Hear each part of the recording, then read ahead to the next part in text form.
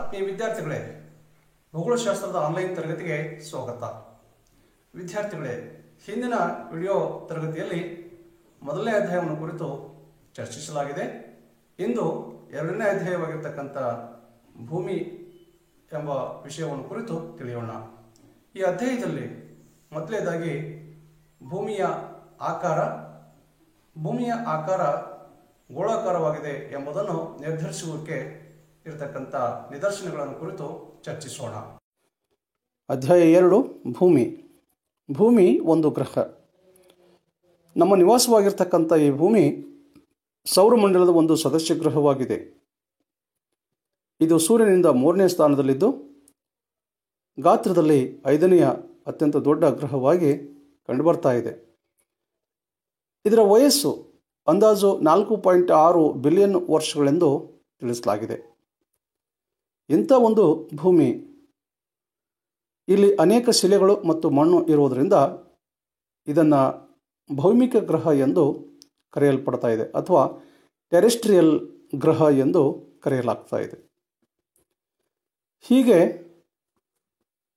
ಕರೆಯಲ್ಪಡುವಂಥ ಈ ಭೂಮಿ ಜೀವಿಗಳನ್ನು ಒಳಗೊಂಡಿರತಕ್ಕಂಥ ಏಕೈಕ ಸೌರಮಂಡಲದ ಸದಸ್ಯ ಗ್ರಹವಾಗಿಯೇ ಗುರುತಿಸಲ್ಪಟ್ಟಿದೆ.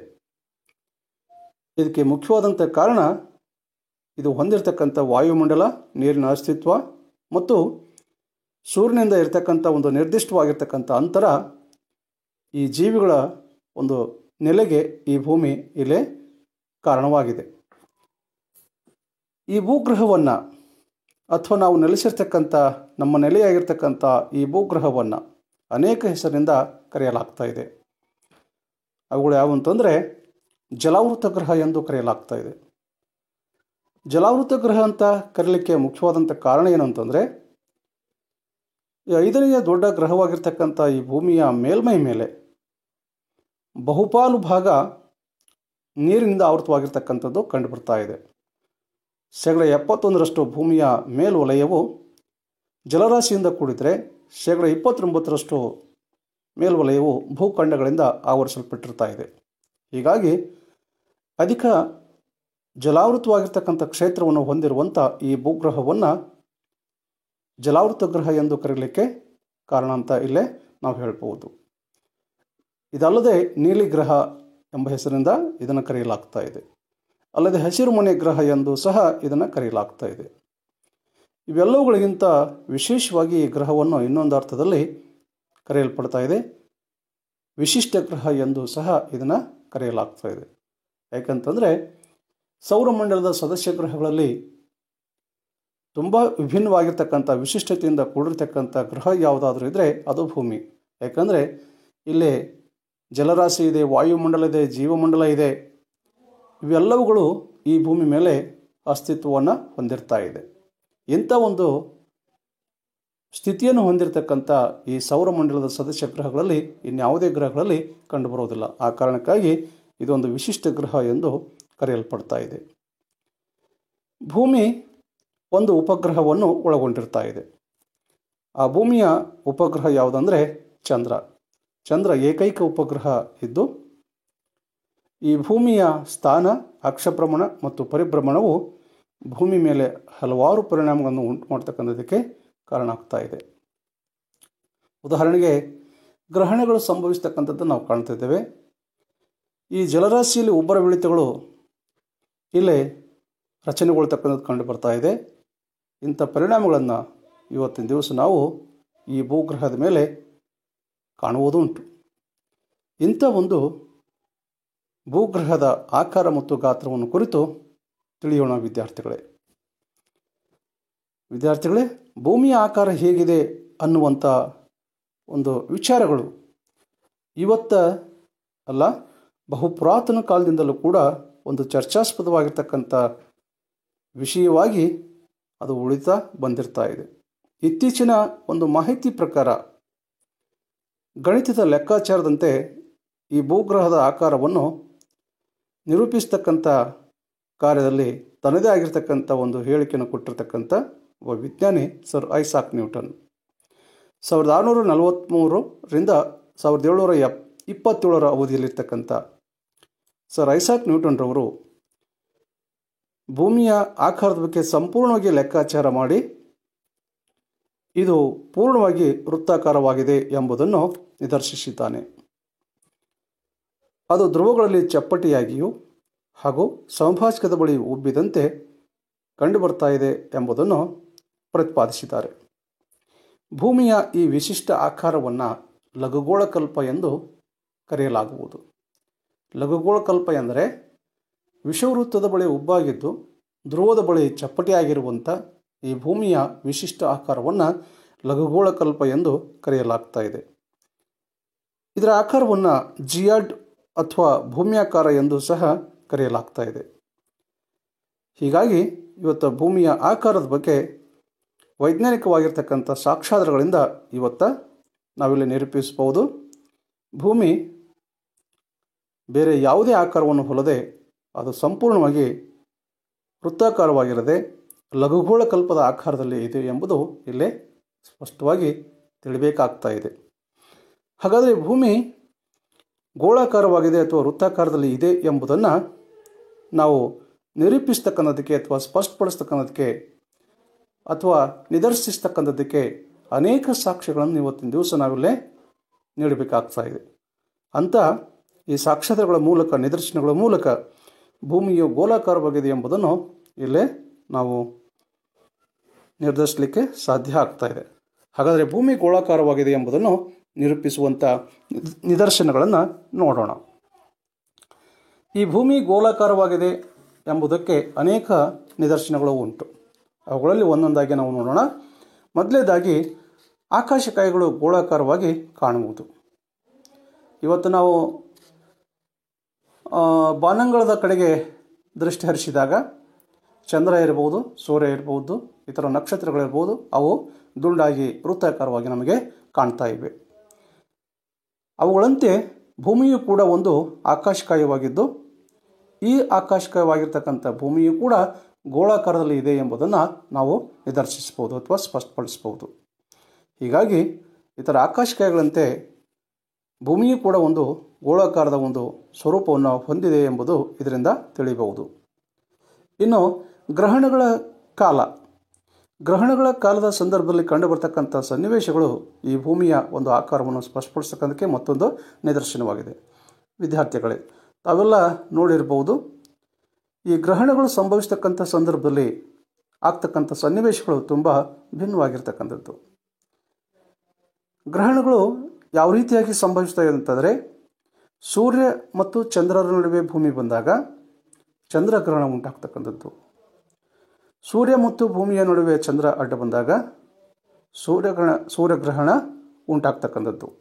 ಈ ರೀತಿಯಾಗಿ ಈ ಗ್ರಹಣಗಳ ಒಂದು ಕಾಲಾವಧಿಯಲ್ಲಿ ಕಂಡುಬರ್ತಕ್ಕಂಥ ಭೂಮಿಯ ಒಂದು ನೆರಳಿನ ಒಂದು ಆಕಾರ ಚಂದ್ರ ಮತ್ತು ಸೂರ್ಯನ ಮೇಲೆ ಏನು ಆವರಿಸಿಕೊಳ್ತಾ ಇದೆ, ಆ ಒಂದು ಚಿತ್ರಣದ ಮೂಲಕ ಈ ಭೂಮಿಯ ಆಕಾರವನ್ನು ನಾವಿಲ್ಲೇ ನಿರ್ಧರಿಸ್ತಕ್ಕಂಥಕ್ಕೆ ಸಾಧ್ಯ ಆಗ್ತಾ ಇದೆ.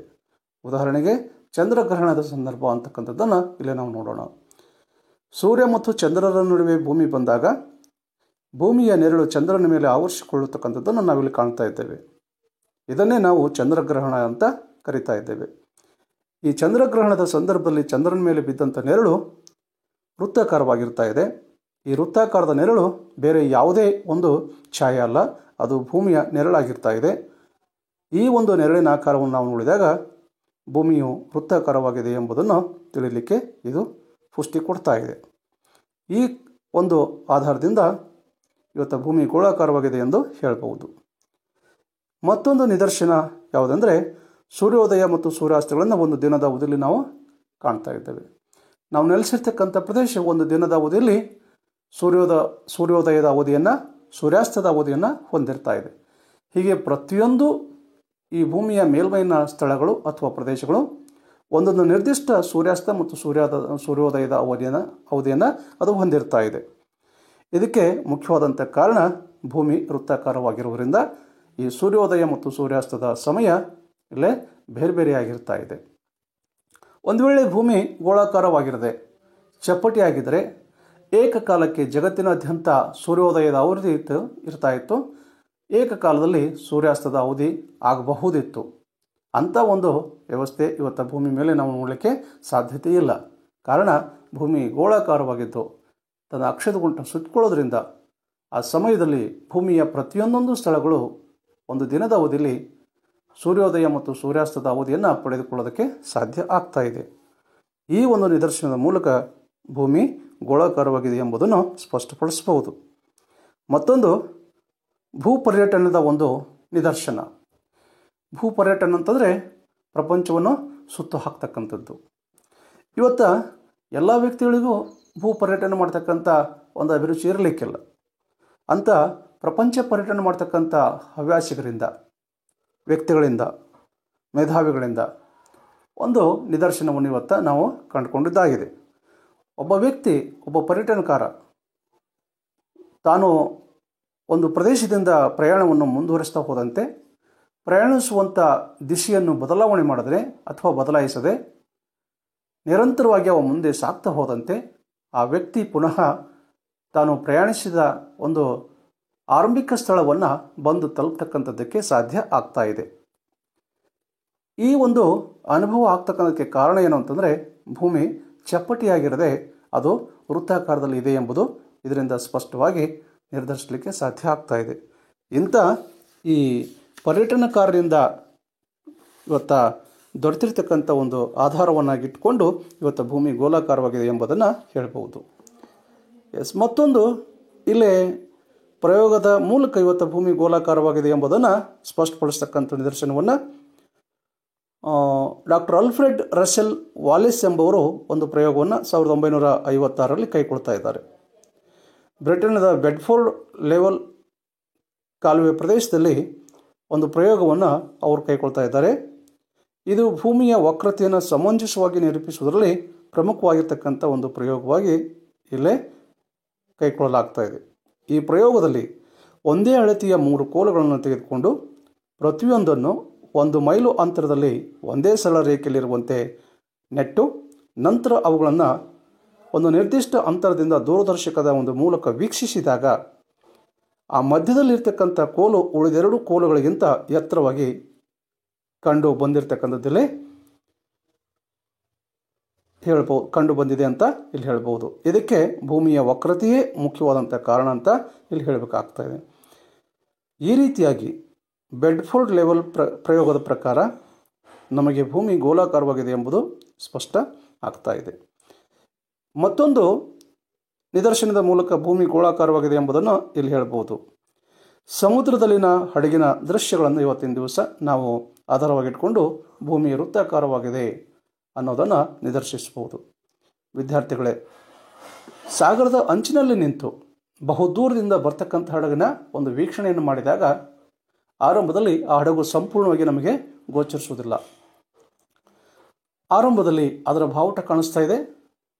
ನಂತರ ಅದು ತೀರದ ಕಡೆಗೆ ಮುಂದೆ ಸಾಗ್ತಾ ಬಂದಂತೆ ಅದರ ಮಧ್ಯಭಾಗ ಕಾಣಿಸ್ತಾ ಇದೆ. ಸಾಗರದ ಇನ್ನೂ ಹತ್ತಿರಕ್ಕೆ ಬಂದಂತೆ ಅದರ ಸಂಪೂರ್ಣ ಭಾಗ ನಮಗೆ ಗೋಚರಿಸ್ತಾ ಇದೆ. ಅದೇ ರೀತಿಯಾಗಿ ಸಾಗರದ ಅಂಚಿನಿಂದ ಸಾಗರದ ಆಳದ ಕಡೆಗೆ ಬಹುದೂರದವರೆಗೆ ಸಾಗ್ತಕ್ಕಂಥ ಹಡಗಿನ ಛಾಯಾಚಿತ್ರಣಗಳು ಈ ರೀತಿಯಾಗಿ ಆರಂಭದಲ್ಲಿ ನಾವು ಇದರ ಪೂರ್ಣ ಭಾಗ ನಾವು ಕಂಡುಕೊಳ್ತಕ್ಕಂಥಕ್ಕೆ ಏನು ಸಾಧ್ಯ ಆಗ್ತಾ ಇದೆ, ಅದು ಹಾಗೆ ಮುಂದೆ ಸಾಗ್ತಾ ಹೋದಂತೆ ಅದರ ಒಂದೊಂದು ಭಾಗ ನಮಗೆ ಮರೆಯಾಗ್ತಾ ಹೋಗ್ತಾ ಇದೆ. ಹೀಗೆ ಬಹುದೂರ ಸಾಗ್ತಾ ಹೋದಂತೆ ಆ ಹಡಗಿನ ದೃಶ್ಯ ನಮಗೆ ಕಣ್ಮರೆಯಾಗ್ತಾ ಇದೆ. ಇದಕ್ಕೆ ಕಾರಣ ಏನಂತಂದರೆ ಈ ಭೂಮಿಯ ಮೇಲ್ಮೈ ವಕ್ರವಾಗಿ ಇವತ್ತು ರಚನೆಗೊಂಡಿರುವುದರಿಂದ ಅಥವಾ ವೃತ್ತಾಕಾರದಲ್ಲಿರುವುದರಿಂದ ಹಡಗಿನ ದೃಶ್ಯಾವಳಿಗಳನ್ನು ಆ ತೀರದಲ್ಲಿ ನಿಂತು ನಾವು ವೀಕ್ಷಿಸ್ತಕ್ಕಂಥ ಸಂದರ್ಭದಲ್ಲಿ ವಿಭಿನ್ನವಾಗಿ ಇಲ್ಲೇ ಕಂಡುಬರ್ತಕ್ಕಂಥಕ್ಕೆ ಕಾರಣ ಆಗ್ತಾ ಇದೆ. ಇದರಿಂದ ನಾವು ಹೇಳಬಹುದು ಭೂಮಿ ಗೋಳಾಕಾರವಾಗಿದೆ ಎಂದು ನಿರ್ಧರಿಸಬಹುದು. ವಿದ್ಯಾರ್ಥಿಗಳೇ, ಇವೆಲ್ಲ ಸಾಕ್ಷ್ಯಾಧಾರಗಳಿಗಿಂತ ಇತ್ತೀಚಿನ ಒಂದು ವೈಜ್ಞಾನಿಕವಾಗಿರ್ತಕ್ಕಂಥ ಒಂದು ಸಾಕ್ಷ್ಯಾಧಾರವನ್ನು ನಾವು ಇಲ್ಲೇ ನಿರೂಪಿಸುವುದರೊಂದಿಗೆ ಭೂಮಿ ಗೋಳಾಕಾರವಾಗಿದೆ ಎಂಬುದನ್ನು ಇಲ್ಲಿ ಹೇಳಬಹುದು. ಆತ್ಮೀಯ ವಿದ್ಯಾರ್ಥಿಗಳೇ, ಇದು ಆಧುನಿಕ ಯುಗ, ತಂತ್ರಜ್ಞಾನ ಯುಗ, ವೈಜ್ಞಾನಿಕ ಯುಗ ಅಂತ ನಾವು ಹೇಳ್ತಾ ಇದ್ದೇವೆ. ಇಂಥ ಒಂದು ಯುಗದಲ್ಲಿ ಮಾನವನು ನಿರ್ಮಿಸಿರ್ತಕ್ಕಂಥ ವಿಮಾನಗಳಿರ್ಬೋದು, ಮಾನವನಿಂದ ನಿರ್ಮಿತಗೊಂಡಿರ್ತಕ್ಕಂಥ ಅತ್ಯಾಧುನಿಕ ತಂತ್ರಜ್ಞಾನದ ಆಧಾರಿತ ಕೃತಕ ಉಪಗ್ರಹಗಳಿರ್ಬೋದು. ಈ ವೈಮಾನಿಕ ಒಂದು ಸಂದರ್ಭದಲ್ಲಿ ಭೂಮಿಯ ಒಂದು ಆಕಾರವನ್ನು ಸೆರೆ ಹಿಡಿದಿರ್ತಕ್ಕಂಥ ಸಾಕಷ್ಟು ಛಾಯಾಚಿತ್ರಣಗಳು ಇವತ್ತು ನಮಗೆ ಈ ಭೂಮಿಯ ಆಕಾರವನ್ನು ನಿರೂಪಿಸ್ತಕ್ಕಂಥದಕ್ಕೆ ಅದು ಸಾಕ್ಷಿಯಾಗಿರ್ತಾ ಇದೆ. ಇದಲ್ಲದೆ ಮಾನವ ನಿರ್ಮಿತ ಉಪಗ್ರಹಗಳು ಭೂಮಿಯ ಸಂಪೂರ್ಣ ಮಾಹಿತಿಯನ್ನು ಒದಗಿಸ್ತಕ್ಕಂಥದ್ದಕ್ಕೆ ಬಳಕೆ ಆಗ್ತಕ್ಕಂಥ ಉಪಗ್ರಹಗಳಾಗಿದ್ದು, ಅದರಿಂದ ಈ ಭೂಮಿಯನ್ನು ನಾವು ಸೆರೆ ಹಿಡಿದು ಇವತ್ತಿನ ದಿವಸ ನಾವು ನೋಡ್ತಕ್ಕಂಥ ಈ ಭೂಮಿಯ ಚಿತ್ರಗಳು ಸಂಪೂರ್ಣವಾಗಿ ಪ್ರಸ್ತುತ ಗ್ರಹವನ್ನು ಅಥವಾ ಭೂಮಿಯ ಆಕಾರವನ್ನು ಹೋಲ್ತಕ್ಕಂಥದ್ದು ಇದು ಸ್ಪಷ್ಟ ಆಗ್ತಾ ಇದೆ. ಇದರಿಂದ ನಾವಿಲ್ಲೇ ನಿರ್ಧರಿಸ್ಬೋದು ಭೂಮಿ ಗೋಳಾಕಾರವಾಗಿದೆ ಅಥವಾ ವೃತ್ತಾಕಾರವಾಗಿದೆ, ದುಂಡಾಗಿದೆ ಅಂತಕ್ಕಂಥದ್ದನ್ನು ಈ ಉಪಗ್ರಹಗಳು ತೆಗೆದಿರ್ತಕ್ಕಂಥ ಛಾಯಾಚಿತ್ರಣಗಳ ಮೂಲಕ ನಾವು ಸ್ಪಷ್ಟಪಡಿಸ್ಬೋದು. ಈ ರೀತಿಯಾಗಿ ಇವತ್ತು ಭೂಮಿ ಗೋಳಾಕಾರವಾಗಿದೆ ಎನ್ನುವುದಕ್ಕೆ ಅನೇಕ ನಿದರ್ಶನಗಳನ್ನು ನೀಡಿ ಇವತ್ತು ಇದರ ಆಕಾರದ ಸ್ಪಷ್ಟತೆಯನ್ನು ಇಲ್ಲೇ ತಿಳಿದುಕೊಳ್ತಕ್ಕಂಥಕ್ಕೆ ಇವು ಸಾಧ್ಯ ಆಗ್ತಾ ಇದೆ. ಅದೇ ರೀತಿಯಾಗಿ ಭೂಮಿಯ ಗೋಳಾಕಾರದ ಕ್ಷಿತಿಜ ಇರ್ಬೋದು. ನಾವು ಭೂಮಿಯ ಯಾವುದೇ ಒಂದು ಕೇಂದ್ರದಲ್ಲಿ ನಿಂತು ಕ್ಷಿತಿಜದತ್ತ ವೀಕ್ಷಣೆ ಮಾಡಿದರೆ ಆ ಕ್ಷಿತಿಜವು ನಮಗೆ ಆರ್ಕ್ನಲ್ಲಿ ಅಥವಾ ವೃತ್ತಾಕಾರದಲ್ಲಿ ನಮಗೆ ಕಂಡು ಬರ್ತಾ ಇದೆ. ಈ ರೀತಿಯಾಗಿ ಈ ಆಧಾರದ ಮೂಲಕ ಭೂಮಿ ಗೋಳಾಕಾರವಾಗಿದೆ ಅನ್ನೋದನ್ನು ಇದು ನಿರೂಪಿಸ್ತಾ ಇದೆ. ಅದೇ ರೀತಿಯಾಗಿ ಧ್ರುವ ನಕ್ಷತ್ರದ ಸ್ಥಾನ, ನಾವು ಉತ್ತರದ ಧ್ರುವದಲ್ಲಿ ನಿಂತು ದಕ್ಷಿಣ ಧ್ರುವವನ್ನು ವೀಕ್ಷಣೆ ಮಾಡೋದಕ್ಕೆ ಆಗೋದಿಲ್ಲ, ಅಥವಾ ದಕ್ಷಿಣ ಧ್ರುವ ಭಾಗದಲ್ಲಿ ನಿಂತು ಉತ್ತರ ಧ್ರುವವನ್ನು ವೀಕ್ಷಿಸ್ತಕ್ಕಂಥದಕ್ಕೆ ಸಾಧ್ಯ ಆಗೋದಿಲ್ಲ. ಯಾಕಂದರೆ ಈ ಭೂಮಿ ವಿಷುವವೃತ್ತದ ಬಳಿ ಉಬ್ಬಾಗಿರೋದ್ರಿಂದ ಒಂದು ಧ್ರುವ ಭಾಗದಲ್ಲಿ ಕಾಣ್ತಕ್ಕಂಥ ನಕ್ಷತ್ರವನ್ನು ಮತ್ತೊಂದು ಧ್ರುವದಲ್ಲಿ ನಿಂತು ವೀಕ್ಷಣೆ ಮಾಡೋದಕ್ಕೆ ಅಥವಾ ಕಂಡುಕೊಳ್ಳೋದಕ್ಕೆ ಸಾಧ್ಯ ಆಗೋದಿಲ್ಲ. ಇದಕ್ಕೆ ಮುಖ್ಯವಾದಂಥ ಕಾರಣ ಭೂಮಿ ವೃತ್ತಾಕಾರವಾಗಿರೋದ್ರಿಂದ ಇಂತೆಲ್ಲ ಒಂದು ಅನುಭವಗಳನ್ನು ಪಡೆದುಕೊಳ್ತಕ್ಕಂಥಕ್ಕೆ ನಮಗೆ ಸಾಧ್ಯ ಆಗ್ತಾ ಇದೆ. ಈ ಎಲ್ಲ ಸಾಕ್ಷ್ಯಾಧಾರಗಳ ಮೂಲಕ ಇವತ್ತು ಭೂಮಿ ಗೋಳಾಕಾರವಾಗಿದೆ ಎಂದು ನಿರ್ಧರಿಸಬಹುದು. ವಿದ್ಯಾರ್ಥಿಗಳೇ, ಇಂದು 2ನೇ ಅಧ್ಯಾಯವಾಗಿರ್ತಕ್ಕಂಥ ಭೂಮಿಯ ಬಗ್ಗೆ ಕುರಿತು ಹಲವಾರು ಸಂಗತಿಗಳನ್ನು ಇಲ್ಲೇ ಚರ್ಚಿಸಲಾಯಿತು. ಭೂಮಿ ಮತ್ತು ಅದರ ಆಕಾರ, ಈ ಭೂಮಿಯ ಆಕಾರ ಗೋಳಾಕಾರವಾಗಿದೆ ಎಂಬುದನ್ನು ಕುರಿತು ಅನೇಕ ನಿದರ್ಶನಗಳ ಮೂಲಕ ಚರ್ಚಿಸಲಾಯಿತು. ಮುಂದಿನ ಅವಧಿಯಲ್ಲಿ ಭೂಮಿಯ ಗಾತ್ರ, ಅದಕ್ಕೆ ಸಂಬಂಧಿಸಿದಂತೆ ಭೂಮಿ ಮತ್ತು ಜಲಭಾಗದ ಹಂಚಿಕೆಯನ್ನು ಕುರಿತು ಚರ್ಚಿಸೋಣ.